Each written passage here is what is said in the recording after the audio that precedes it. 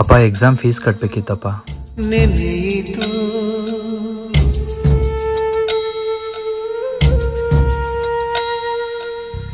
ಕಲ್ಲಿನ ನಾನು ಕೆಲ್ಸಕ್ಕೆ ಹೋಗಿ ಬರ್ತೀನಿ ಕಣಪ್ಪ.